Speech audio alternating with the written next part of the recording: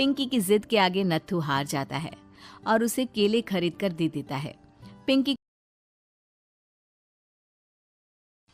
केला बेचने वाली चुड़ैल।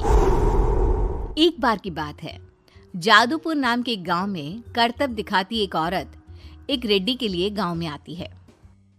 आइए आइए मेहरबान कदरदान, खाइए रोहड़ा के ताजे ताजे केले। कभी खाए नहीं होंगे ऐसे केले, पीले पीले केले खाइए।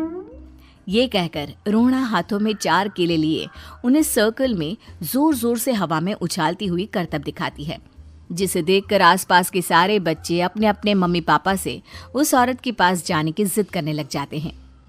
पापा, ऐसा तो सर्कस में बॉल से होता है ना, ये आंटी तो केले से कर रही है। चलिए ना पापा, देखते हैं। रोहड़ा एक पतली सी तार पर चलती हुई केलों से करतब दिखाती है।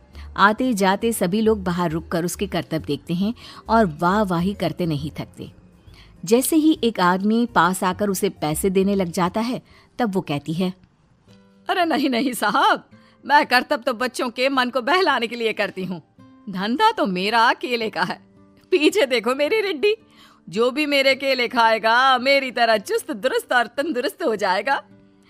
पता चलता है क्या कि मेरी उम्र 55 की है। अरे पर ऐसे ठंड के मौसम में कोई केला क्यों खाएगा?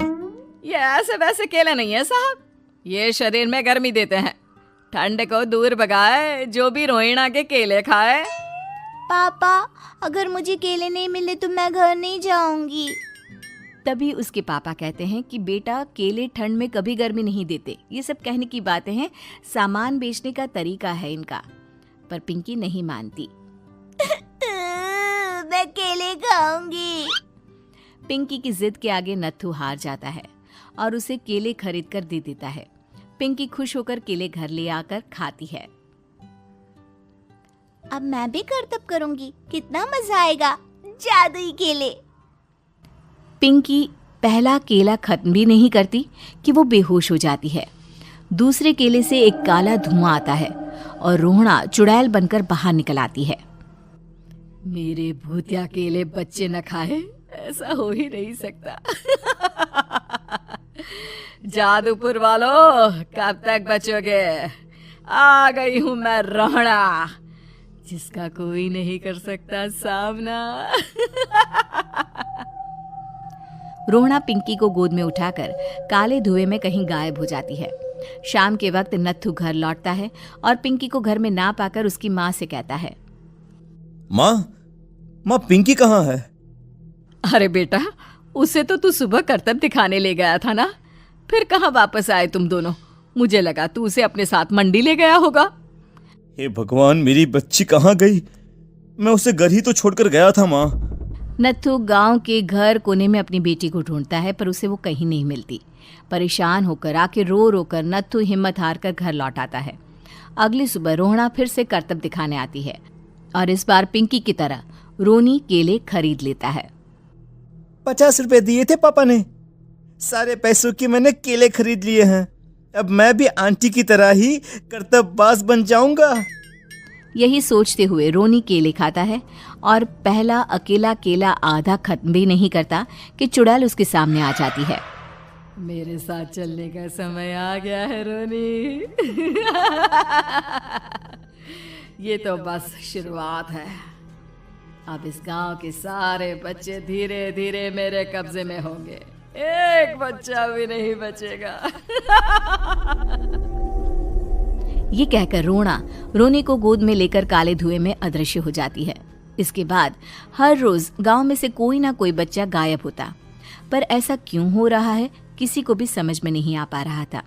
रोज की तरह अपनी बेटी पिंकी की तलाश में नत्थू गांव के एक तालाब के पास बैठा रो रहा था। कहाँ गई मेरी पिंकी? शकुंतला के जाने के बाद एक वही तो मेरा सहारा थी। अरे उसकी आत्मा कोस रही होगी मुझे कि मैं अपनी बच्ची को संभाल भी नहीं पाया। नत्थू ये कहता हुआ रो ही रहा था कि तभी तालाब में से उसे शकुंतला की आवाज सुनाई देती है। कहाँ थी तुम शकुंतला? हमारी बच्ची और सारे गायब हुए बच्चे रोहड़ा के कब्जे में हैं। वो बच्चों को जो केले देती है उससे बच्चे बेहोश हो जाते हैं और उसके कब्जे में आ जाते हैं। और वो उन्हें ले जाकर काली दुनिया में ले जाती है। पर वो ऐसा क्यों कर रही है? ये मैं नहीं जानती, पर उस दुनिया का रास्ता मैं आपको बता सकती हूँ। जहां ये नदी खत्म होती है वहां एक केले का पेड़ है, उसके नीचे एक दरवाजा है, वहीं से रास्ता जाता है उस दुनिया का। ये कहकर शकुंतला की आत्मा गायब हो जाती है। गांव के सभी लोग झुंड बनाकर उसी रास्ते से काली दुनिया में चले जाते हैं और वहां देखते हैं कि सारे बच्चे वहां काम कर रहे थे। पापा मुझे ले चलो यहाँ से।